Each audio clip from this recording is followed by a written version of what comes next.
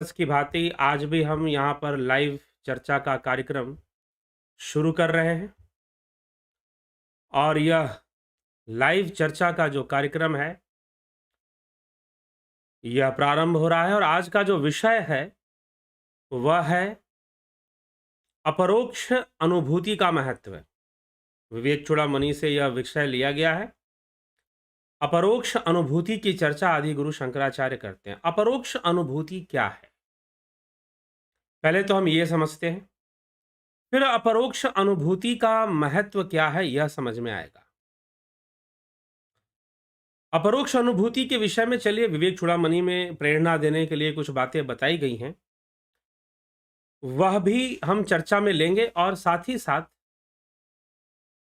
वास्तव में अनुभूतियां किस प्रकार से होती हैं, कैसे होती हैं, उसको भी हम चर्चा में लेंगे। तो अनुभूतियों की चर्चा, अपरोक्ष अनुभूतियों की चर्चा उपनिषदों में भी हमने देखी है, लेकिन कोई विषय हमने नहीं लिया था अभी तक अपरोक्ष अनुभूति पर। चर्चा तो मिली है कि निहार धुमार्क अनिल नाम खद्युत विद्युत स्फटिक शशिनाम एतानी रूपानी पुरस्सरानी ब्रह्मण्य अभिव्यक्ति करानी योगे। यह भी अपरोक्ष अनुभूति की चर्चा यहां पर हो रही है।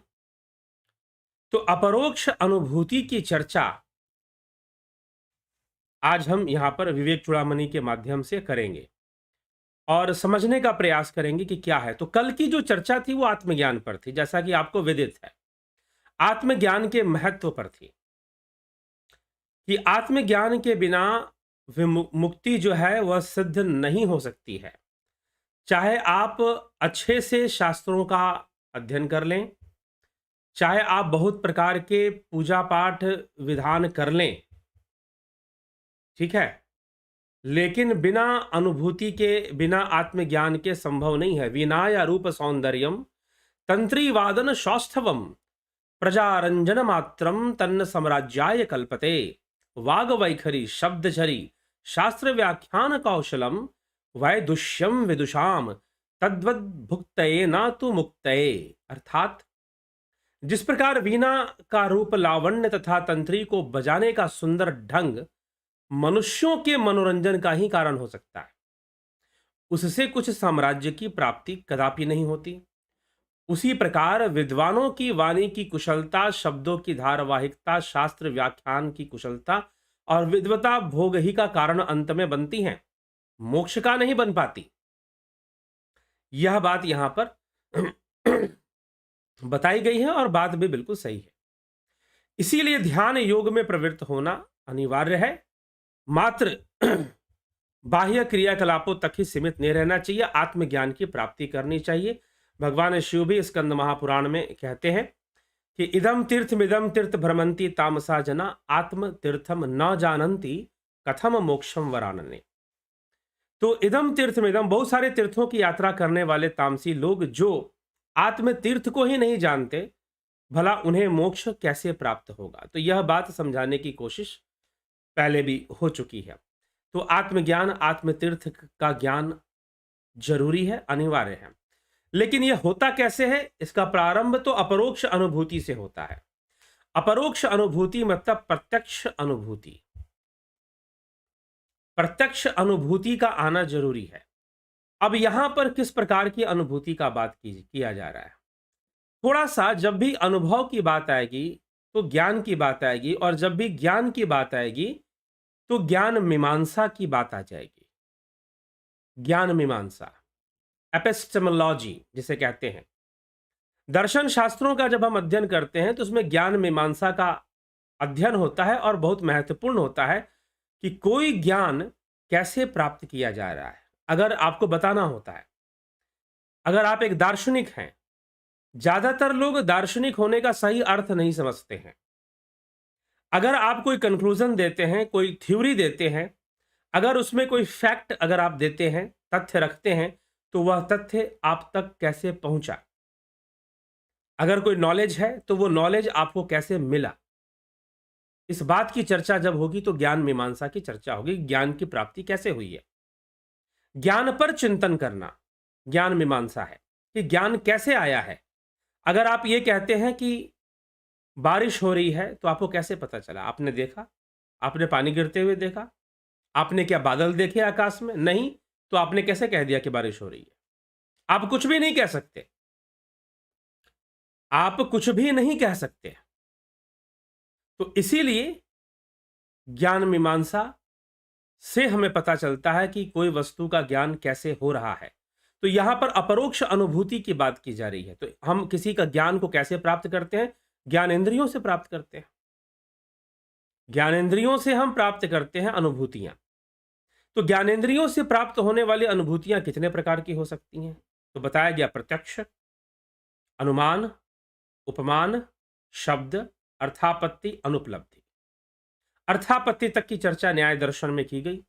वेदांत में, मीमांसा में अनुपलब्धि तक की चर्चा, 6 प्रमाणों की चर्चा होती है। तो ये जो 6 प्रमाण है वो कहीं ना कहीं इंद्रिय अनुभव पर ही निर्भर है।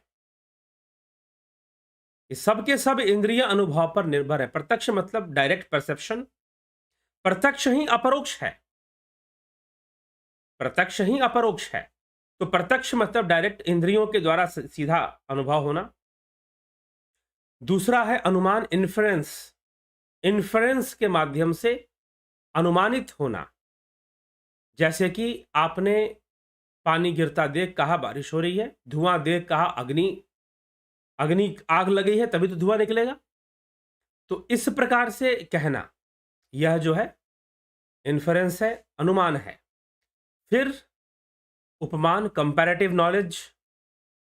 फिर शब्द अर्थात शास्त्रों से नॉलेज या आप्त वाक्यों से नॉलेज, ज्ञान को प्राप्त करना। फिर अर्थापत्ति, अर्थ की आपत्ति से ज्ञान को प्राप्त करना कि भाई अगर कोई बात कही जा रही है और वो नहीं हजम हो रही तो इसका मतलब कि जैसे कहा जाए कि एक मोटा आदमी दिन भर कुछ भी नहीं खाता। अरे भाई जब दिन भर कुछ नहीं खाता तो मोटा कैसे है? ये प्रश्न बन जाएगा, अर्थापत्ति हो जाएगी यहां पर कि एक मोटा आदमी दिन भर कुछ नहीं खाता। ठीक, तो दिन भर कुछ नहीं खाता इसका मतलब क्या है? मोटा कैसे है फिर खाता नहीं तो?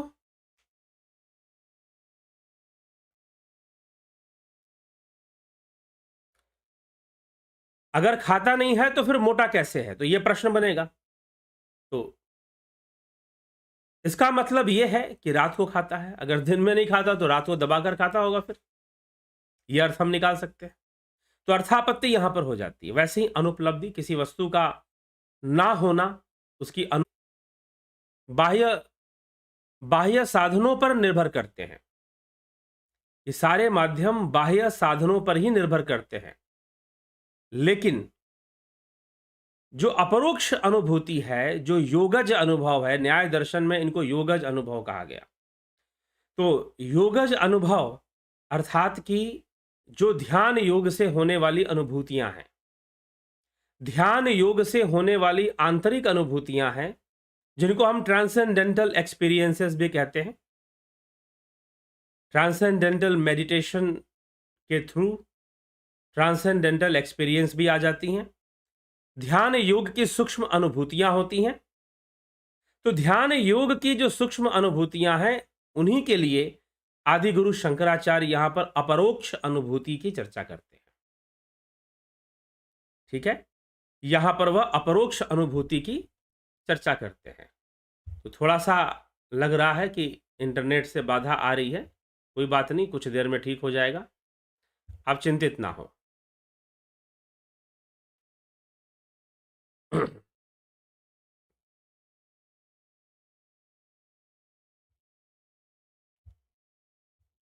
ठीक है, तो चलिए आगे बढ़ते हैं।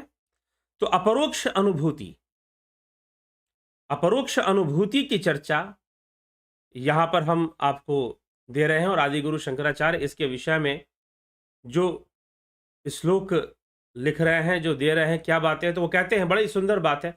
देखिए, अपरोक्ष अनुभूति का महत्व बताते हुए समझाने का प्रयास किया गया है कि किसी वस्तु का जब तक नाम लिया जाए तो उससे कोई बात नहीं बनती। अगर आप रोटी रोटी कहेंगे तो रोटी रोटी कहने से आपका पेट नहीं भरेगा, रोटी खाने से ही पेट भरेगा। यही बात समझाने के लिए आदिगुरु शंकराचार्य ने कुछ श्लोक जो है अपरोक्ष अनुभूति के महत्व पर बताए हैं कि अपरोक्ष अनुभूति की ओर हमें बढ़ना चाहिए। अगर हम आत्मज्ञान की ओर बढ़ना चाहते हैं तो हमें अपरोक्ष अनुभूति की ओर बढ़ना चाहिए। इस पर उन्होंने ध्यान देते हुए यह बात कही है। तो अपरोक्ष अनुभूति जरूरी है, और वो कैसे, तो समझाते हुए कहते हैं, कबीर की वाणियों में भी अपरोक्ष अनुभूति की चर्चा है। जैसे उन्होंने कहा है कि धन धन कहे धनी जो होए, तो निर्धन रहे ना कोई, बिन देखे बिन अरस परस के नाम ली। धन धन कहे धनी जो होए, तो निर्धन रहे ना कोई, बिन देखे बिन अरस परस के नाम लिए। क्या होए? बिना अनुभूति के, बिना जाने, बिना देखे नाम लेने से क्या हो जाएगा? धन धन कहने से कोई धनी तो नहीं बन जाएगा। यही बात आदि गुरु शंकराचार्य यहां पर कह रहे हैं कि न गच्छति विना पाणम व्याधि औषध शब्दता, विना परोक्ष अनुभवम ब्रह्म शब्दान्नम उच्यते। औषध को बिना पिए केवल औषध नाम के उच्चारण मात्र से रोग नहीं जाता। इसी प्रकार अपरोक्ष अनुभव के बिना केवल ब्रह्म ब्रह्म कहने से कोई मुक्त नहीं हो जाता। ठीक है? मात्र ब्रह्म ब्रह्म कहने से कोई मुक्त नहीं हो जाता। तो आदिगुरु शंकराचार्य कहते हैं कि ब्रह्म ब्रह्म कहने से मुक्त नहीं हो जाओगे, धन धन कहने से धनी नहीं हो जाओगे, रोटी रोटी, चावल चावल, दाल दाल, सब्जी सब्जी कहने से पेट नहीं भर जाएगा, रसगुल्ला रसगुल्ला कहने से मुंह मीठा नहीं हो जाएगा। ठीक? तो क्या करना पड़ेगा? धन धन कहने से कोई धनी भी नहीं हो जाएगा, निर्धन ही रहेगा। आज तक किसी निर्धन को देखा कि वो धन धन करे और धनी हो जाए? तो यह संभव नहीं है। ठीक? संभव क्या है कि वो मेहनत करे, धन कमाए, कर्म करे अपना। तो यही पर आदि गुरु शंकराचार्य कहते हैं, ना गच्छति विना पाणम व्याधि औषध शब्दता, विना अपरोक्ष अनुभवम ब्रह्म शब्दान्नम उच्यते। कि जिस प्रकार मात्र औषधि का नाम लेने मात्र से, औषधि का नाम लेने मात्र से बीमारी दूर नहीं होती, वैसे ही ब्रह्म ब्रह्म कहने से किसी का मोक्ष नहीं होता, ब्रह्म ब्रह्म कहने से किसी का कल्याण नहीं होता। औषधि का नाम लेने से जैसे बीमारी दूर नहीं होती, वैसे ब्रह्म ब्रह्म कहने से ब्रह्म नहीं मिल जाएगा आपको। यह कहने का तात्पर्य है। इसलिए अपरोक्ष अनुभूति की ओर अग्रसर हुई। अगर आत्मज्ञान में लीन होना है तो ब्रह्म ज्ञान चाहिए, तो अपरोक्ष अनुभूति का महत्व यहां पर बता रहे हैं और कह रहे हैं, ना गच्छति विना पाणम व्याधि औषध शब्दता, बिना अपरोक्ष अनुभवम ब्रह्म शब्दान्नम उच्यते। ठीक? फिर कहते हैं, अकृत्वा दृश्य विलयम ज्ञात्वा तत्वमात्मनः बाह्य शब्दे कुतो मुक्ति रुक्ति मात्र फलैर निर्नाम। बिना दृश्य प्रपंच का विलय किए आत्म तत्व को जाने केवल बाह्य शब्दों से, जिनका फल केवल उच्चारण मात्र ही है, मनुष्यों को मुक्ति कैसे हो सकती है? बिना दृश्य प्रपंच का विलय किए, जब तक दृश्य प्रपंच का विलय नहीं होगा, बाह्य अनुभूतियों का निरोध नहीं होगा। महर्षि पतंजलि इस अवस्था के लिए ऋतंभरा प्रज्ञा की चर्चा करते हैं समाधिपाद में, समाधिपाद के 48वें 49वें सूत्र में। तो वो ऋतंभरा प्रज्ञा की चर्चा करते हैं। क्या है? बाह्य दृश्य का, बाह्य प्रपंच, बाह्य दृश्य का लय होना, निरोध हो जाना, उसका रुक जाना और अंतः स्थित होना। तो जब हम बाहर की अपने इंद्रियों को बाहर से मोड़ लेते हैं और अंतर में ध्यान लगाना शुरू कर देते हैं, तो अपरोक्ष अनुभूतियां आती हैं। तब अपरोक्ष अनुभूतियां आती हैं। उन अनुभूतियों को योगज प्रमाण के रूप में न्याय दर्शन ने माना है। योगज प्रमाण के रूप में मतलब अर्थात ध्यान योग के द्वारा प्राप्त की गई अनुभूतियां जो बाह्य इंद्रियों से संभव नहीं है, उनके लिए कहा गया योगज अनुभूतियां। ठीक है? तो अपरोक्ष अनुभूतियां जो यहां पर अपरोक्ष, वैसे तो अपरोक्ष का मतलब जिसका कोई परोक्ष ना हो, जो डायरेक्ट परसेप्शन हो, प्रत्यक्ष हो, लेकिन यहां पर जो आप इंद्रियों से देख रहे हैं। अब यहां पर एक बात बताइए कि इसी को अपरोक्ष क्यों कहा जा रहा है? क्योंकि यहां पर बाह्य इंद्रियां माध्यम नहीं बनती हैं। यहां पर बाह्य इंद्रियां माध्यम नहीं बनती हैं। ठीक? इसीलिए इसे अपरोक्ष कहा जा रहा है। बाहर में आप जितना कुछ भी देख रहे हैं संसार में आप जो कुछ भी देख रहे हैं वह सब कुछ परोक्ष है, अपरोक्ष नहीं है। परोक्ष कहने का मतलब इंद्रियों के माध्यम से, आप आंखों से देख रहे हैं, आप कानों से सुन रहे हैं। ठीक? तो ये सारी चीजें परोक्ष हैं, अपरोक्ष नहीं है। यह बात इस प्रकार से समझनी चाहिए। तो अपरोक्ष क्या है?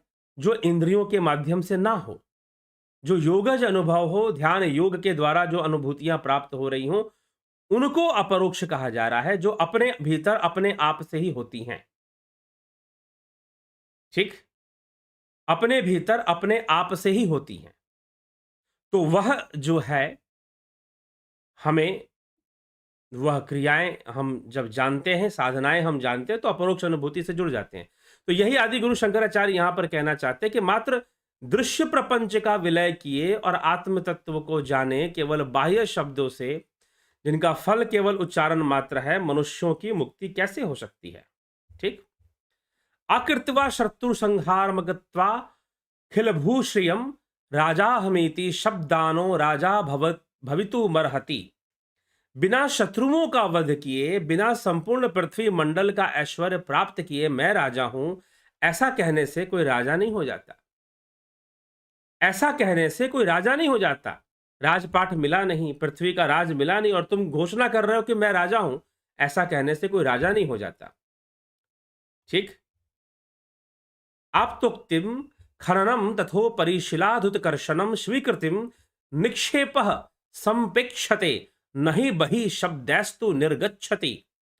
त्वद्दत् ब्रह्मविदोपदेश मनन ध्यानादि भिर्लभ्यते माया कार्यति रोहितम स्वम मलम तत्वम न दुर्युक्ति भी।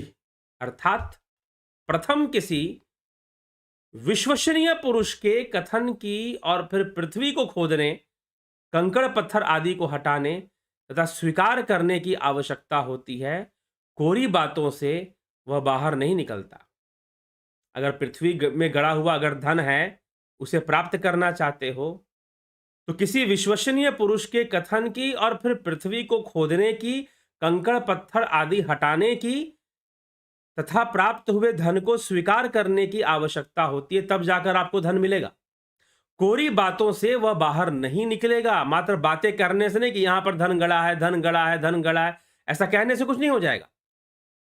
कुछ लोग जो है सिर्फ बड़ी बड़ी चर्चाओं में ही अपना मन लगाते रहते हैं। इसलिए आदि गुरु शंकराचार्य यहां पे कह रहे हैं कि मात्र बड़ी बड़ी चर्चाओं को करने से नहीं होगा, ध्यान से नहीं होगा, आपको करना पड़ेगा, अभ्यास में प्रवृत्त होना पड़ेगा। उसी प्रकार समस्त माइक प्रपंच से शून्य निर्मल आत्म तत्व भी ब्रह्मविद किसी प्रेरक, किसी गुरु के उपदेश से मनन करते हुए निधि ध्यासन आदि से ही प्राप्त होता है। ठीक है? प्राप्त होता है, किसी ब्रह्मविद की प्रेरणा से ही प्राप्त हो सकता है। यह बात यहां समझाने की कोशिश की जा रही है। तो मात्र आदिगुरु शंकराचार्य का यहां पर जो फोकस है, जो ध्यान वो आकर्षित करना चाहते हैं पाठकों का और अपने शिष्यों का और जागरूक लोगों का, अद्वैत वेदांत में रुचि रखने वाले लोगों का, कि भाई तुम मात्र चर्चाओं पर निर्भर मत रहो। बातें बड़ी बड़ी कर रहे हो ब्रह्म की, आत्मा की, लेकिन तुम ध्यान नहीं कर रहे हो, ध्यान योग नहीं कर रहे हो, तुम निधिध्यासन नहीं कर रहे हो, तुम बातें बड़ी बड़ी फेंक रहे हो। तो मात्र बातें करने से कुछ नहीं होने वाला, तुम्हें अभ्यास में प्रवृत्त होना पड़ेगा, अपरोक्ष अनुभूति तक पहुंचना पड़ेगा। तो जब तक अपरोक्ष अनुभूति तुम्हें नहीं हो जाएगी, अपरोक्ष अनुभूति जो इंद्रियों के माध्यम से नहीं है, इंद्रियों के माध्यम से होने वाली अनुभूतियां क्या है? परोक्ष हैं। इंद्रियों के माध्यम से होने वाली अनुभूतियां परोक्ष हैं, और जो इंद्रियों से परे होने वाली हैं वो अपरोक्ष हैं। तो इसलिए अपरोक्ष अनुभूतियां, कबीर की कई वाणियों में भी अपरोक्ष अनुभूति की चर्चा है, ब्रह्मानंद जी की वाणी में, मीराबाई की वाणी में, संत नामदेव की वाणी में और कई संतों की वाणी में जो है आपको अपरोक्ष अनुभूतियों की चर्चा मिलती है। ठीक है?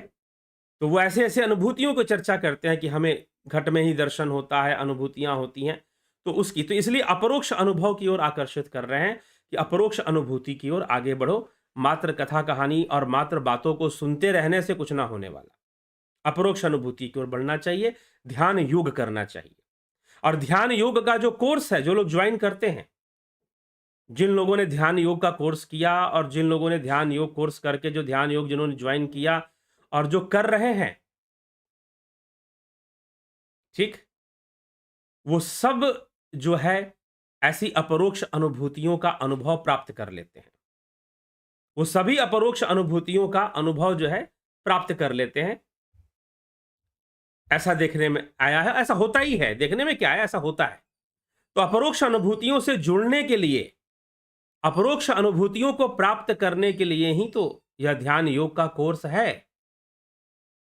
तो इसलिए निश्चित ही 29 तारीख से ध्यान योग का कोर्स शुरू हो रहा है। अगर आज जो चर्चा चल रही है ना अपरोक्ष अनुभूति का, समझना चाहते हो तो ध्यान योग का कोर्स ज्वाइन करो।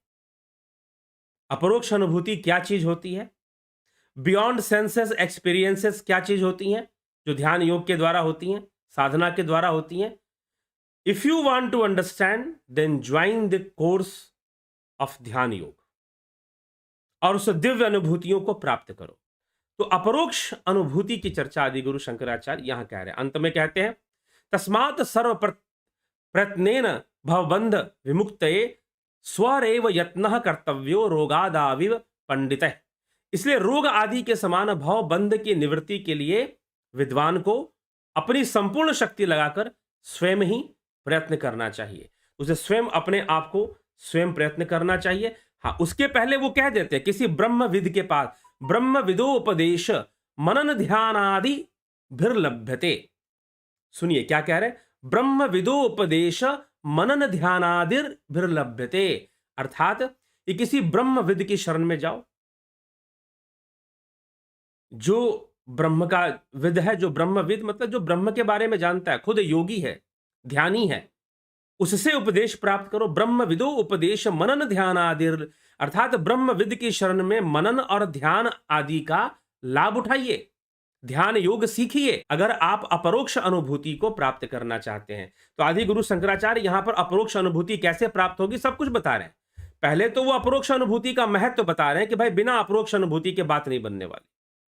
जैसे कि औषधि का नाम लेने से बीमारी दूर नहीं होती है, औषधि खाने से बीमारी दूर होती है, वैसे ही बिना अपरोक्ष अनुभूति के मात्र ब्रह्म ब्रह्म कहने से कुछ नहीं होने वाला। ठीक, बिना अपरोक्ष अनुभवम ब्रह्म शब्दान उच्यते। तो मात्र बिना अपरोक्ष अनुभूति के मात्र ब्रह्म ब्रह्म कहने से कुछ होने वाला नहीं है, कोई प्राप्ति आपको होने वाली नहीं है, इसका ध्यान रखिए। तो ये समझा रहे, और ये समझाते हुए आगे फिर कहते हैं कि भाई दृश्य प्रपंच का जब तक इंद्रियों का जो बाह्य गमन है, इंद्रियों की जो बहिर्मुखता है, इंद्रियों की जो बाह्य गमन, जब तक उसका लय नहीं होगा तब तक अपरोक्ष अनुभूति से जुड़ो कैसे? क्योंकि जितनी भी अनुभूतियां हो रही हैं वो इंद्रियों के माध्यम से परोक्ष हैं, अपरोक्ष नहीं है। जितनी भी अनुभूतियां हो रही हैं वो इंद्रियों के माध्यम से परोक्ष है, अपरोक्ष नहीं है। तो यह फिर समझाने की कोशिश कर रहे हैं कि भाई इंद्रियों का लय और इंद्रियों का निरोध आवश्यक है। फिर यहां पर दृश्य प्रपंच का लय होना जरूरी है। फिर कहते हैं कि बिना शत्रुओं का वध किए, बिना संपूर्ण पृथ्वी मंडल का ऐश्वर्य प्राप्त किए मैं राजा हूं राजा हूं राजा हूं, ऐसा कहने से कुछ नहीं होने वाला। ठीक है, उसी प्रकार धरती में गड़े हुए धन की बातें करने से कुछ नहीं होने वाला। खोदना पड़ेगा, बताने वाला पुरुष चाहिए, खुदाई करना पड़ेगा, मेहनत करनी पड़ेगी, तब अंदर से धन निकलेगा। वैसे ही अगर तुम ब्रह्म को जानना चाहते हो, अगर तुम अपरोक्ष अनुभूति प्राप्त करना चाहते हो तो कोरी बातों से कुछ नहीं होगा। तुम किसी ब्रह्मविद की से प्रेरणा प्राप्त करो और ध्यान शुरू करो।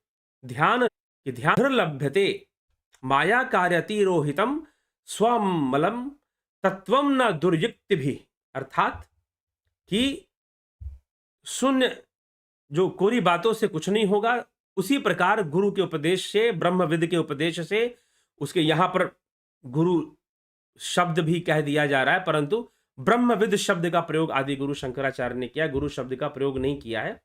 वो कह रहे हैं ब्रह्मविदोपदेश मनन ध्यानादि भिर्लभ्यते। ठीक, तो ब्रह्मविद के साथ मिलकर, ब्रह्मविद का सहयोग प्राप्त कर उनके माध्यम से ध्यान सीखो, ध्यान योग सीखो और ध्यान योग से अपनी वृद्धि करो, अपने आप को आगे बढ़ाओ ध्यान के मार्ग पर और अपरोक्ष अनुभूति को प्राप्त कर लो। तो यह उपदेश यहां पर देने की कोशिश की जा रही है। तो अपरोक्ष और अपने प्रयास से, फिर अंत में कहते हैं तुम्हारा प्रयास ही काम आएगा इसमें।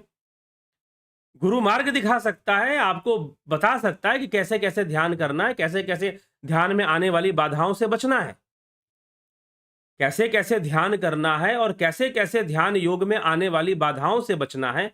यह सारी चीजें आपका इसमें सहयोग करेगा, आपको इसमें बताएगा। सांसारिक समस्याओं से कैसे निपटना है, संसार में भोग भी है तो भोग के प्रति कैसे दृष्टिकोण रखना है, ये सारी चीजें गुरु का काम है समझाना, बताना, और वो मार्ग को बहुत ही सरल कर देगा। अन्यथा मार्ग कठिन है, बात सही है। छुरस्य धारा, उपनिषदों ने कहा कि छुरी के धार के ऊपर चलने के बराबर है, ठीक है। परंतु जो बोध का मार्ग है वो ऐसा ही है, परंतु जब कोई ब्रह्मविद मिल जाते हैं, जब कोई बताने वाले मिल जाते हैं तो सहज होता जाता है, सरल हो जाता है। तो अपरोक्ष अनुभूति भी सरल हो जाती है। तो ध्यान योग के माध्यम से ही अपरोक्ष अनुभूतियां होती हैं, और जो साधक हैं वो ऐसा करते हैं। तो कई लोग ध्यान योग को प्राप्त कर कर ऑनलाइन कोर्स के माध्यम से भी कई लोग ध्यान योग को करते हैं और अपरोक्ष अनुभूति को प्राप्त करते हैं, ठीक है। अपरोक्ष अनुभूति को प्राप्त करते हैं, इसीलिए आप भी करिए। कई लोगों ने किया, ज्वाइन किया। कुछ दिनों पहले, लगभग मुझे लगता है कि 20 दिन पहले, एक वीडियो भी हमने डाली थी जिसमें कि कई साधकों के अनुभव शेयर किए थे। उन्होंने बताया था कि हम इसमें बहुत अद्भुत अनुभव करते हैं। अभी भी कई लोग बताते हैं। आज भी किसी एक कोर्स करने वाले साधक का फ़ोन आया और कहा कि मैं ऐसे-ऐसे अनुभव करता हूँ ध्यान योग में, जब मैं साधना करता हूँ, तो कई प्रकार के मुझे नाद सुनाई देते हैं और फिर ध्यान योग में ही बहुत तरह की अनुभूतियाँ मुझे प्राप्त होती हैं, ठीक है? तो इस प्रकार से जब हम ध्यान योग के मार्ग पर चलेंगे, तो निश्चय ही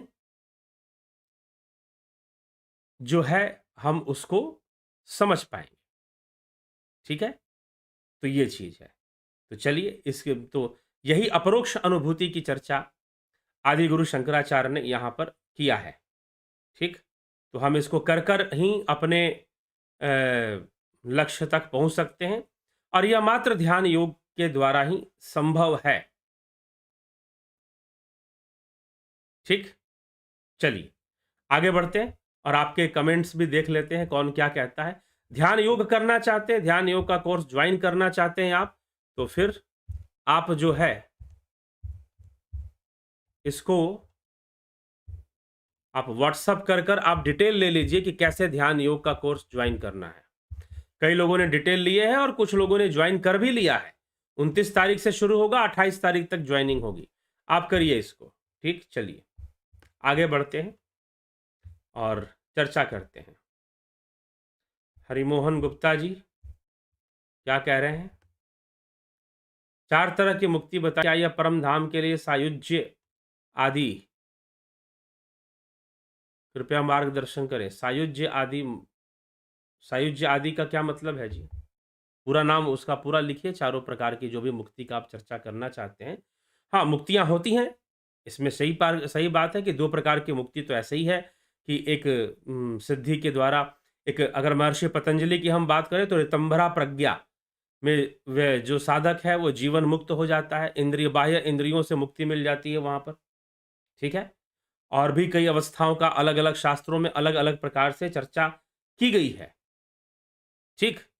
तो यही है, तो योग शास्त्र के अंदर जो चर्चा की गई है मुक्ति की, वो वहाँ पर प्रथम मुक्ति बाह्य इंद्रियों से है, शरीर से है, और उसके बाद आखिरी मुक्ति कैवल्य को। तो निर्बीज समाधि, सबीज समाधि की चर्चा की गई, दोनों मुक्ति है।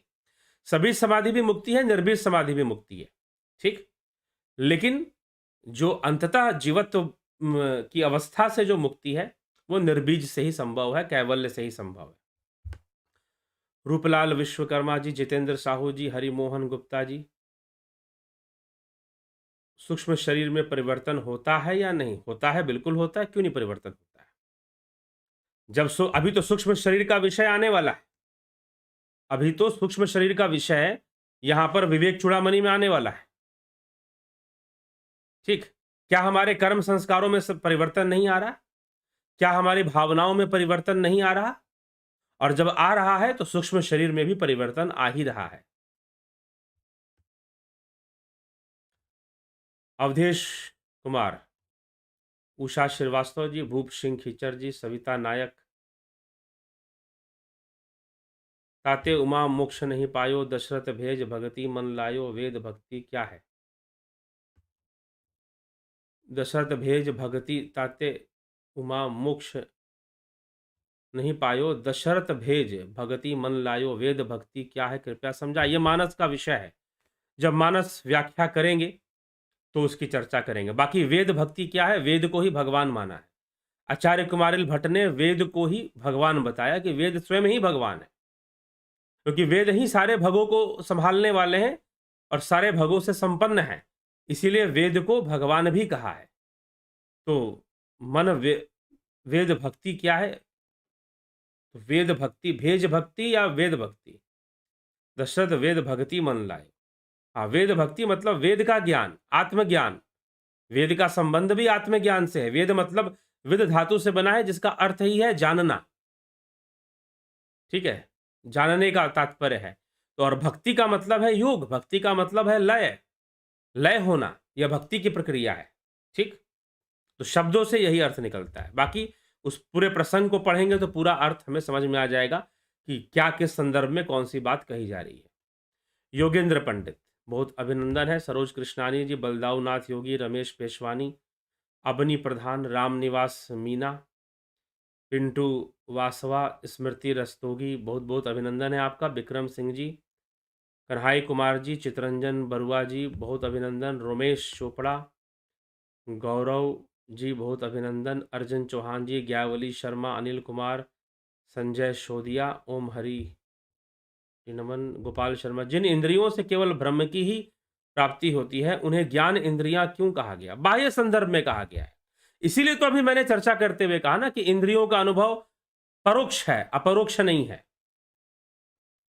इंद्रियों का अनुभव क्यों परोक्ष कहा गया है, क्योंकि यह स्थूल इंद्रियों के माध्यम से होने के कारण जीव को यह सीधा प्राप्त नहीं हो रही है। लेकिन ध्यान योग की जो अनुभूतियां हैं वह इंद्रियों से परे होकर सीधा प्राप्त होती हैं, इसलिए उन्हें अपरोक्ष कहा गया है। ठीक, स्मिता सावंत जी, बलवंत सिंह गोहिल, राधेश्याम दीक्षित जी, बहुत अभिनंदन है आपका। Great service to mankind. जी हाँ, लगे हुए हैं आप लोगों के सहयोग से।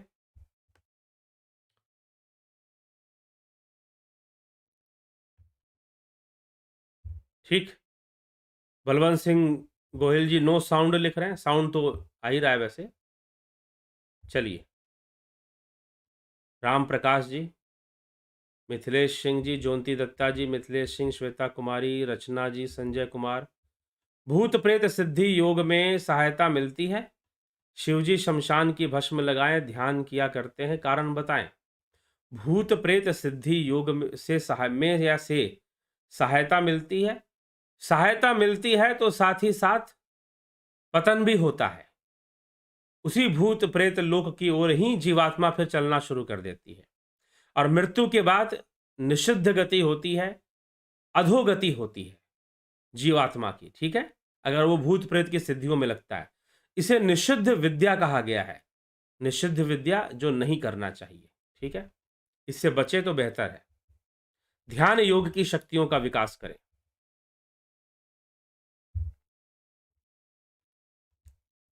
ठीक, बिमला शाह जी, बहुत अभिनंदन।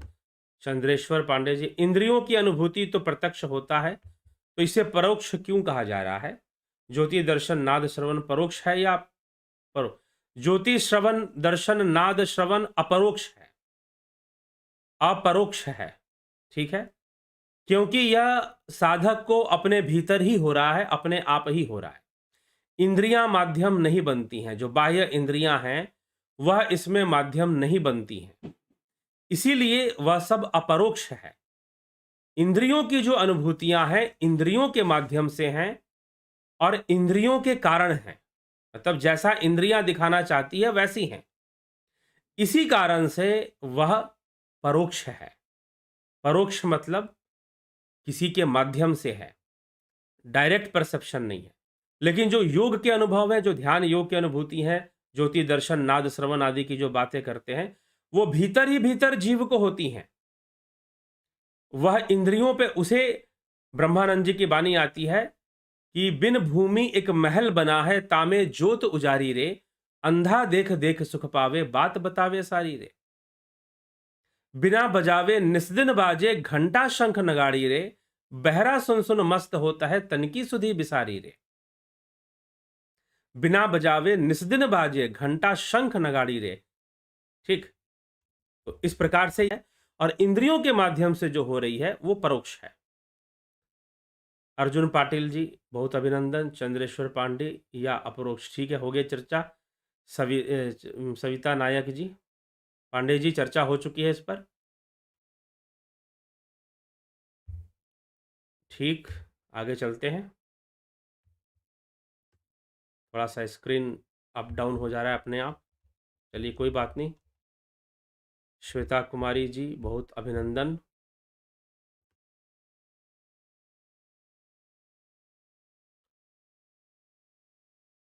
मनीष देव जी के मार्गदर्शन से मुझे बहुत सी अनुभूतियां प्राप्त हो चुकी हैं। सविता नायक जी कह रही हैं, मनीष देव जी के माध्यम से मुझे बहुत सारी अनुभूतियां, मैंने आप भी हो गए, चाहे चंद्रेश्वर पांडे जी हो गए, उन्होंने, आप लोगों ने ध्यान योग का कोर्स करके बहुत सारी अनुभूतियां प्राप्त की हैं।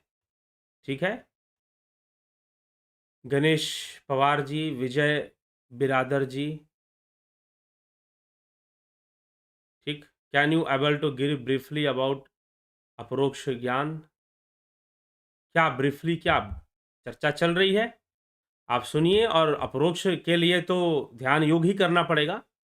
आदि गुरु शंकराचार्य भी यहाँ पर ध्यान की चर्चा कर रहे हैं, मनन ध्यान की। क्या भक्ति मार्ग पर चलकर मोक्ष प्राप्त किया जा सकता है? जयराम जी बिल्कुल, क्यों नहीं करेंगे। लेकिन भक्ति को पहले समझिए, आत्म अनुसंधान को ही भक्ति बताया है। पीछे ही हमने भक्ति के स्वरूप पर चर्चा की है कि भक्ति, सच्ची भक्ति कैसे होती है। तो भक्ति क्या है? आत्म अनुसंधान ही भक्ति है। ये साफ साफ इस पर चर्चा हो चुकी है पहले ही। तो आत्म अनुसंधान से मुक्ति होगी, मोक्ष होगा, क्यों नहीं होगा।